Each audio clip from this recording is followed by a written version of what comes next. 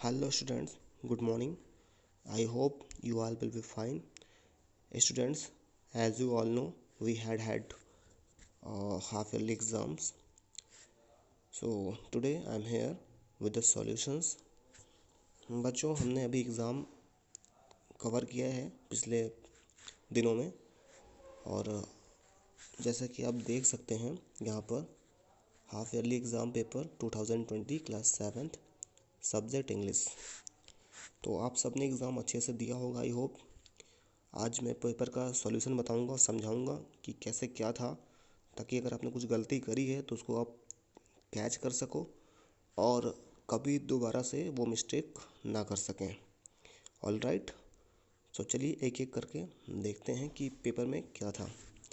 तो बच्चों, आप सबसे पहले देखें कि 100 मार्क्स का पेपर था पूरा। क्वेश्चन नंबर ए है, right the meaning of the following words in Hindi. आपको इन वर्ड्स की मीनिंग हिंदी में राइट करनी थी। तो जो पहला वर्ड है वो है प्लेज़र। बच्चों, प्लेज़र मीन्स क्या होता है, मैंने आपको बताया था कि प्लेज़र मीन्स होता है खुशी, यानी कि हैप्पीनेस, यानी कि ग्लैडनेस। तो आप हैप्पीनेस यानी कि खुशी यानी प्रसन्नता, आप कुछ भी राइट करेंगे। फिर था हर्मिट। हर्मिट मीन्स मैंने आपको बताया था साधु होता है। क्या होता है? साधु। ठीक है। फिर देखिए स्पेड। स्पेड मीन्स मैंने आपको बताया था कि ये फावड़ा होता है। क्या होता है? फावड़ा। स्पेड एंड हो, ये आपको मुहावरा भी बताया हुआ है कि अगर ये आ जाएगा तो इसकी मीनिंग क्या होगी। ठीक है ना। फिर देखिए आपका है वाउंड। अब बच्चों, वाउंड मीन्स क्या होता है? देखिए वाउंड, वाउंड मीन्स घाव होता है। क्या होता है? घाव।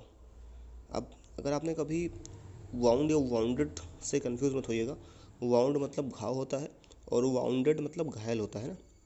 तो वो एडजेक्टिव होगा, ये आपका नाउन है, तो ये याद रखिएगा। फिर है फॉरगिव। फॉरगिव मतलब होता है माफ़ करना। किसी को आप फॉरगिव करते हैं तो उसे माफ़ी दे देते हैं। क्षमा करना, माफ़ करना, एंड फॉरगिव की वो मीनिंग होती है। ठीक है बच्चों। बच्चों फिर है आपका स्क्रॉनी। तो स्क्रॉनी मतलब होता है पतला दुबला, बहुत पतला, जिसकी हड्डियाँ साफ दिखती हों, जिसको बोनी भी बोलते हैं, यानी कि हड्डियों का ढांचा जो होता है तो उसी तरह पतला दुबला हो तो उसको स्क्रॉनी बोलते हैं ना। कोई भी बहुत पतला दुबला हो तो उसको स्क्रॉनी शब्द से डिनोट करेंगे। देखिए टॉर्न। टॉर्न मतलब होता है फटा हुआ, फटा हुआ, कुचला हुआ, दबा हुआ, सिकुड़ा हुआ, ये सारी चीज़ें ही टॉर्न में आती हैं। वैसे टॉर्न की एग्जैक्ट मीनिंग फटा हुआ ही होना होगा। फिर देखिए रिबेल। रिबेल मतलब होता है जो हर बात में आपका विरोध करे, तो विरोधी कहते हैं। या इसको जो है रिवोल्यूशन करने वाला भी रिवोल्यूटरी इसे बोलते हैं, तो उसको भी आप विद्रोही भी कह सकते हैं। वैसे विरोधी शब्द ज़्यादा ही सही रहेगा क्योंकि हर बात में ये आपका अपोज करता है ना। चलिए फिर देखिए कॉमिकल। कॉमिकल मतलब होता है मजाकिया, हास्यास्पद। आपको बताया है जो देखने में मजाकिया लगता हो, जिसको देखने में हंसी आ जाए, वो होता है कॉमिकल। फिर देखिए शेड। तो शेड मतलब मैंने आपको बताया था कि झोपड़ी होता है। क्या होता है? झोपड़ी। ये थे आपके हिंदी में मीनिंग। फिर कुछ इंग्लिश में दिए थे मैंने। देखिए सेकंड नंबर क्वेश्चन है कि right the meaning of the following in English, यानी कि इसके सिनोनिम राइट करने थे आपको। देखिए पहला वर्ड है प्रीस्ट। तो बच्चों आप अगर देखो तो हर्मिट और प्रीस्ट एक दूसरे के सिनोनिम हैं, तो यहाँ पे जाने की ज़रूरत नहीं है आपको। प्रीस्ट मतलब हर्मिट और हर्मिट मतलब प्रीस्ट होता है। और भी दूसरे प्रीस्ट के लिए थीस्ट यूज कर सकते हैं आप लोग, ठीक है ना। तो बहुत सारे मन हैं।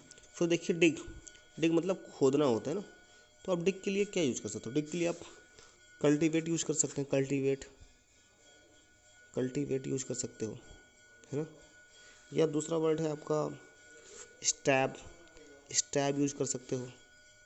और भी बहुत सारे वर्ड हैं आपका। हैरो हो गया। तो इसे बहुत सारे सिनोनिम होंगे। जो भी आपने लिखा होगा सही होगा, ऐसा ना सोचे कि कोई एक ही सही होता है। सिनोनिम होना चाहिए बस। खोदने की और दूसरी मीनिंग होती है, कई मीनिंग होती है, आप कोई भी एक लिख दो। देखिए ब्लिस्टर। ब्लिस्टर के भी ऐसे ही बहुत मीनिंग होती है, एक मीनिंग नहीं है। जैसे बल्क, बल का मतलब भी ब्लिस्टर्स होता है ना। या फिर आपका लंप, लंप मतलब भी होता है। और एक होता है बल्ग, BULGE, ये सारे ही ब्लिस्टर के मीनिंग है। ब्लिस्टर मतलब फोड़ा होता है, फोड़ा जानते हो ना आप लोग। तो देखिए रस्टी दिया हुआ, रस्टी मतलब होता है जिसमें जंग लगा हुआ हो। तो देखिए रस्टेड हो जाएगा, रस्टेड। या इसके अलावा और भी जो आपने सिनोनिम लिखा हो वो भी सही है। इसके अलावा आपका आबर्न हो जाएगा, आबर्न। और भी जितने लिखे होंगे सही होंगे।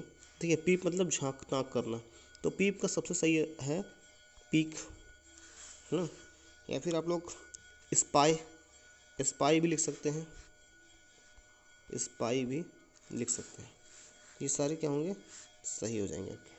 ओके, अब देखिए क्वेश्चन नंबर सी क्या कह रहा था कि short answer type question 24 number के हैं, मतलब सारे के सारे 3 मार्क्स के हैं। तो ये आप खुद से देखिए करना क्या था, आंसर आप कॉपी से मैच कराएंगे। देखिए what is the secret that Meena shares with मृदु, कह रहा है वो कौन सी ऐसी बात है, कौन सा ऐसा सीक्रेट है, रहस्य है जो मीना मृदु को बताती है। तो ये आप अपनी कॉपी में देखिए, मैंने इसको समझाया भी होगा आपको। फिर देखिए क्वेश्चन नंबर 2 है how does Ravi get milk from the for the kitten, बिल्ली के बच्चे के लिए रवि मिल्क कैसे पाता है। तो ये भी मैंने आपको बताया, कॉपी में लिखाया है, देख लीजिएगा आप लोग। Why is it good to have rebels, question था कि आपकी लाइफ में रिबल्स का होना क्यों ज़रूरी है, अच्छा होता है, एक विरोधी हमारी लाइफ में होना चाहिए, क्यों अच्छा है ऐसा होना, यानी विरोधियों का होना अच्छा क्यों होता है। Question number 4 why did the king want no more talk about the hilsa fish, राजा हिल्सा फिश के बारे में और बातें क्यों नहीं सुनना चाहता था। फिर देखिए question number 5 who was the bearded man, दाढ़ी वाला व्यक्ति कौन था। Question number 6 write the name of the poet of the poem the shed, देखिए द स्क्वायरल नाम की जो पोएम थी उसके पोएट का नाम लिखना था आपको। फिर देखिए क्वेश्चन नंबर 7 है what is the poet of the poem the shed is planning to do soon, shed जो शेड नाम की पोएम है उसका जो पोएट है वो जल्द ही क्या करने की तैयारी कर रहा है, ठीक है ना।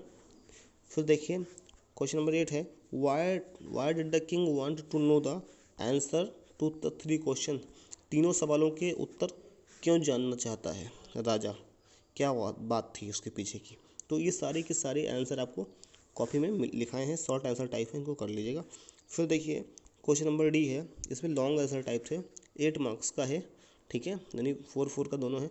तो देखिए इसमें पहला क्वेश्चन था describe music teacher as seen from the window, music teacher के बारे में आपको बताना है जैसे कि जैसे वो खिड़की से दिखाई पड़ रहे थे, तो खिड़की से किस प्रकार दिखाई पड़ रहे थे, कैसे लग रहे थे वो आपको लिखना है। क्वेश्चन नंबर 2 है right the summary of the poem the rebel, तो आपको पूरी समरी लिखनी थी इसके बारे में जैसे लिखाई है मैंने। तो ये 4 मार्क्स का था। तो समरी में आप सब जानते हैं क्या होता है, एक निचोड़ लिखते हैं, यानी इसको पूरा पोइट्री को अपने शब्दों में लिखना समरी कहलाता है। तो रिबल नाम की पोएम उसके बारे में आपको लिखना था, क्या क्या पोएट ने बताया हुआ है और अपने शब्दों में लिखना था। Then comes question number E write the antonyms of the following, antonyms मतलब अपोजिट वर्ड लिखना था, उल्टा। तो देखिए लॉन्ग, पहला वर्ड है लॉन्ग, तो आप सब जानते हैं लॉन्ग, लॉन्ग मीन्स होगा बड़ा, लॉन्ग मीन्स लंबा होता है, तो शॉर्ट, शॉर्ट मीन्स छोटा हो जाएगा। ओके, देखिए ग्रो मतलब होता है बड़ा करना, तो ग्रो का होता है कट, कट मतलब कट कर देना, काटना, ग्रो मतलब बढ़ाना, कट मतलब काटना। देखिए लॉस्ट मतलब होता है खो गया, तो फाउंड, फाउंड मतलब पा लिया या पाया। सॉबर मतलब होता है सादा, तो फैंसी हो जाएगा, फैंसी या फैंटास्टिक, फैंसी या फैंटास्टिक या डिज़ाइंड, ये सारे ही क्या होंगे आपके अपोजिट वर्ड हो जाएंगे। अब देखिए एफ में था कि राइट ट्रू और फॉल्स, आपको बताना है सही है या गलत है। पहला क्वेश्चन था the king lost his temper easily, राजा बहुत जल्दी अपना धैर्य खो देता था, बहुत जल्दी गुस्सा हो जाता था। देखिए लूजिंग टेम्पर मतलब होता है गुस्सा होना, तो राजा का गुस्सा मतलब बहुत तेज़ था, वो बात बात पे गुस्सा हो जाया करता था। तो ये सही है या नहीं, तो ये ट्रू है, ठीक है, बहुत जल्दी वो टेम्पर लूज करता था अपना। सेकंड है Gopal was a mad man, Gopal एक पागल व्यक्ति था, तो ऐसा नहीं है, गोपाल पागल नहीं था, गोपाल सही था, ठीक है, बस उसने ऐसी हरकतें की थी किस लिए, हिल्सा फिश को खरीदने के लिए, ठीक है। फिर देखिए Gopal was a clever man, Gopal एक चतुर व्यक्ति था, तो ये सही है, वो चतुर था, चालाक था, बहुत चालाकी से उसने राजा जो क्वेश्चन पूछा था उसका जवाब दिया, या जो करने को कहा था वो किया। फिर Gopal was too poor to afford decent cloth, कह रहा गोपाल इतना गरीब था कि वो अच्छे कपड़े नहीं खरीद सकता था। तो ऐसा नहीं है, ये फॉल्स है। उसने अच्छे कपड़े इसलिए नहीं खरीदे पहने थे क्योंकि उसको दिखाना था कि वो गरीब है और सब लोग उस नज़र उसकी तरफ जाए और वो हिलसा फिस की तरफ कोई ध्यान ना देना, इसलिए उसने ऐसा किया था। ठीक है, चलिए अब क्वेश्चन नंबर जी है, right the kinds of noun with one example of each. Noun के काइंड्स लिखने हैं एक एक एग्जाम्पल देख के। तो देखिए आपको बताया था नाउन के काइंड्स, सबसे पहले आपका प्रॉपर नाउन होगा, फिर कॉमन नाउन होगा, मटेरियल नाउन होगा, ओके, अब्स्ट्रैक्ट नाउन होगा, कलेक्टिव नाउन होगा। ठीक है, फिर ये नाउन थे, फिर आपका कंपाउंड नाउन होगा, फिर अगर आप देखें तो कंपाउंड के साथ साथ आपका कंक्रीट पढ़ाया था मैंने आपको, कंक्रीट नाउन होगा। इस तरह के नाउन आपको पढ़ाए थे। सबके एग्जाम्पल की बात करें तो आप देखो प्रॉपर नाउन की जो था वो आपका कोई भी खास व्यक्ति वस्तु स्थान, तो जैसे कि आपका मान लीजिए नाम किसी का राम। कॉमन की बात, ये तो प्रॉपर का हो गया। कॉमन की बात करें तो कोई भी जिसके से बहुत सारे होते हैं, तो जैसे चाइल्ड, तो चाइल्ड तो एक नहीं होता ना, चाइल्ड बहुत सारे हैं, कॉमन हो गया। मटेरियल में जिससे कोई चीज़ बनाई जाती है तो आपका जैसे कि आयरन हो गया। फिर आपका अब्स्ट्रैक्ट नाउन में अब्स्ट्रैक्ट में क्या होता है, किसी फीलिंग, आइडिया, इमोशन या फिर स्टेट ऑफ माइंड का नेम, सिचुएशन का नेम। तो जैसे कि आपका एंगर मतलब क्रोध क्या है, हमारे इमोशन का नेम है। ठीक है, फिर कलेक्टिव नाउन में आपका हर्ड मतलब क्या होता है, सेना, टीम। तो कलेक्टिव नाउन क्या होता है, कलेक्शन का नेम, किसी भी कलेक्शन के नेम को कलेक्टिव नाउन कहता है। ठीक है, फिर वो कंपाउंड नाउन क्या होता है, कंपाउंड नाउन जो दो चीज़ों से मिलकर बना हो। ठीक है ना, जैसे सन इन लॉ। ठीक है, दो तीन चीज़ों से मिलकर बना हो। फिर कंक्रीट नाउन क्या होता है, कंक्रीट नाउन कोई भी ऐसा नाउन होता है जिसको हम छू सकते हैं, देख सकते हैं, महसूस कर सकते हैं। तो कोई भी एक चीज़ ले लीजिए, बुक हो जाएगा आपका। ओके, चलिए फिर देखिए क्वेश्चन नंबर एच है, read the words and tell if they are countable और अनकाउंटेबल। आपको बताना है कि ये काउंटेबल है या अनकाउंटेबल है। तो देखिए पहला वर्ड है चीज़। तो मैंने आपको बताया था जो चीज़ों को गिनते नहीं हैं, तौलते हैं, मेज़र करते हैं, वो अनकाउंटेबल होता है। तो आप देखिए चीज़ जो पनीर होता है उसको गिन नहीं सकते ना, उसको तो मेज़र करते हैं, तौलते मापते हैं, तो ये अनकाउंटेबल हो जाएगा। दूसरा है मैसेज, संदेश। तो संदेश को हम काउंट करते हैं, एक मैसेज आया, दो मैसेज आया, तो ये काउंटेबल हो जाएगा। ठीक, अब देखिए बच्चों, फिर है fill in the blanks with suitable collective noun. इसके लिए कलेक्टिव नाउन देना है आपको। देखिए फ्लावर्स का ग्रुप जो होता है उसको क्या बोलते हैं, बुकी बोलते हैं, बुकी। तो उसको लिखते बकेट है ना, ये लिखते बकेट हैं, बोलते बुकी हैं, क्योंकि यहाँ पे साइलेंट होता है टी, है ना। तो देखिए बुकी हो जाएगा, बुकी या फ्लावर्स। कुछ लोग बंच भी लिखते हैं, दोनों ही सही है। तो देखिए आपका लोकस्ट, तो लोकस्ट जो है टिड्डों का जो ग्रुप होता है, समूह होता है, उसको बोलते हैं, क्या बोलते हैं बच्चों, उसको स्वार्म बोलते हैं, स्वार्म ऑफ लोकस्ट, स्वार्म। ठीक है ना। फिर देखिए कंपैरेटिव डिग्री लिखना था, कंपैरेटिव डिग्री, लिटिल का कंपैरेटिव डिग्री क्या होगा, लेस हो जाएगा, लिटिल लेस लीस्ट, है ना। तो देखिए प्रेटी का क्या होगा, प्रेटियर हो जाएगा, प्रेटियर डबल टी लग जाएगा और वाई हट जाएगा। ठीक है, फिर देखिए यहाँ क्या करना था, यहाँ आपको करेक्ट पर्सनल प्रोनाउन भरना है।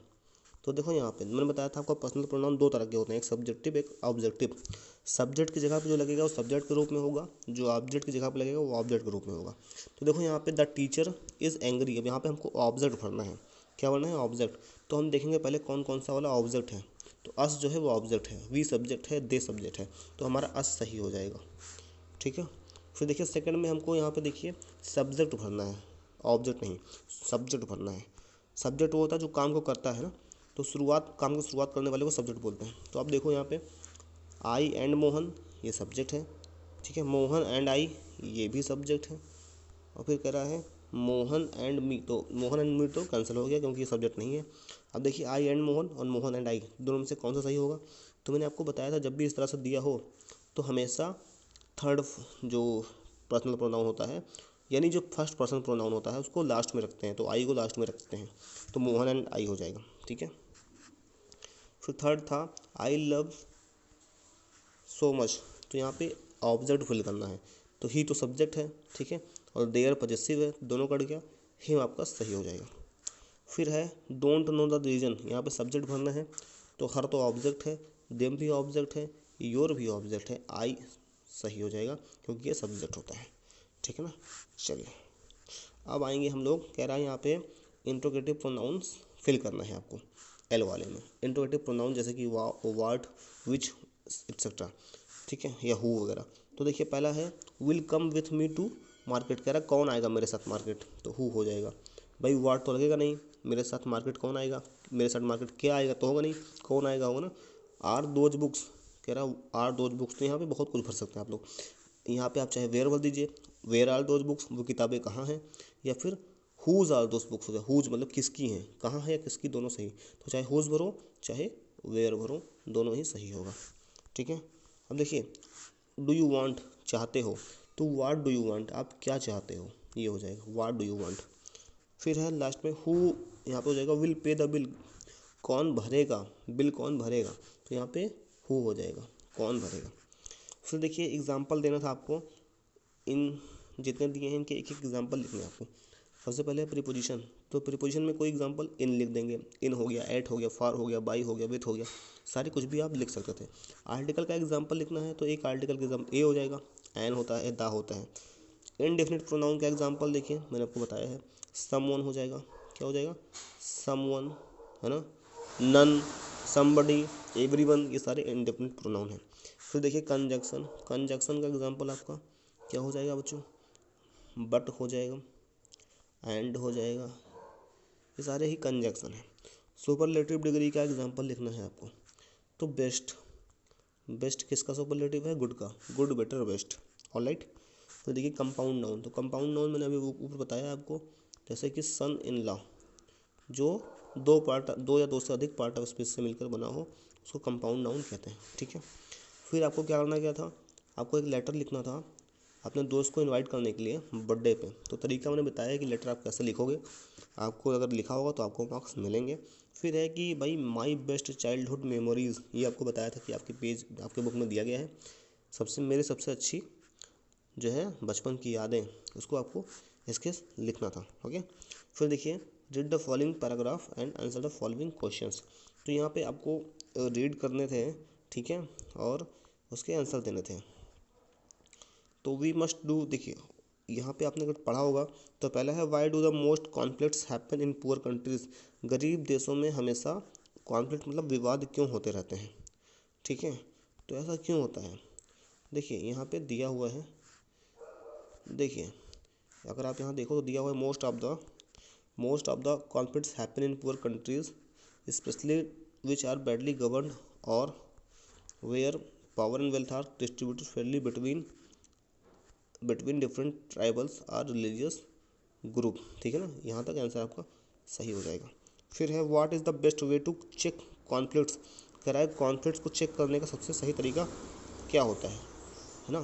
तो यहाँ पे देखो ये दिया हुआ है यहाँ पे, so the best way to check conflict is to make a political arrangement in which all groups have their representative, ये सही हो जाएगा आपका। फिर what is meant by the freedom of future generation to live, ठीक है ना, कह रहा है इसका मीनिंग क्या होगा, future generation to, what is the meant by the freedom of future generation to live. अब अगर आप देखिए तो यहाँ पे क्या होगा, इसको आपको खुद से लिखना पड़ेगा क्योंकि यहाँ पे दिया नहीं हुआ है। तो देखिए freedom of future generation, freedom मतलब आज़ादी होता है, और जो आने वाली जनरेशन है उसको कैसे जीवित रखा जाए, तो आप इसका लिख सकते हैं कि भैया उनको आज़ादी दी जाए, उनको फ्रीडम दिया जाए, उनकी थिंकिंग पावर इंक्रीज़ की जाए और उनको बंधक न बनाया जाए, ठीक है, उन पर दबाव न डाला जाए। तो they should not be given so much stress and they should not be go through the depression, okay, और and they should be given the freedom. इस तरह से आप कुछ भी लिख देंगे सही हो जाएगा। How are we robbing our children of their basic right, कह रहा है हम जो हमारे बच्चे हैं उनको उनके मौलिक अधिकार से दूर कैसे कर रहे हैं, ठीक है। तो यहाँ पे देखिए ये हो जाएगा देखो यहाँ पे इवन देखिए वी आर यूजिंग आवर, देखिए ये हो जाएगा, ठीक है। सो देखिए वी आर यूजिंग यहाँ से लेके यहाँ तक आपका, वी आर यूजिंग से लेके आपका ये देयर राइट टू लिव तक सही हो जाएगा, ठीक है। फिर है what must me preserve for our children, तो यहाँ पे देखिए ये we must preserve our forest fisheries and wildlife, ये सब दिया हुआ, ये आंसर आपका सही हो जाएगा। तो बच्चों उम्मीद करता हूँ कि आपको पेपर समझ में आ गया, ठीक है, आपको कोई कन्फ्यूज़न नहीं हुई, कोई डाउट नहीं रह गया होगा आप पेपर में। अगर कोई डाउट अगर आपको समझ में आता है कि सर ये समझ में नहीं आया मुझे, तो आप लोग मुझे व्हाट्सअप करिएगा, मैं आपको समझा दूंगा कि ये कैसे होगा। आपका कॉल करके भी आप पूछ सकते हैं। All right, so I hope. अब बच्चों नेक्स्ट वीडियो में हम क्लासेस स्टार्ट करेंगे आगे से, जहाँ से हमने छोड़ा हुआ है वहाँ से हम वीडियो में स्टार्ट करेंगे। और अब आपको अच्छे से पढ़ाई करनी है, आपका एग्ज़ाम जैसे भी हुआ, ठीक है, अच्छे नहीं हुए तो भी आपको टेंशन नहीं लेना है कि चलिए कोई बात नहीं, लेकिन हाँ बार बार मिस्टेक नहीं करने वाली। एक बार अच्छा नहीं हुआ तो उससे सबक सीखना है कि चलो नेक्स्ट टाइम वो मिस्टेक नहीं होगी, है ना। उसको नोट डाउन कर लीजिएगा, जो चीज़ें आपको समझ में नहीं आई इस बार उसको नोट डाउन कॉपी में कर लीजिएगा, ताकि अगली बार मिस्टेक ना हो। ओके बच्चों, तो that is all for today students, thank you so much, have a good day ahead.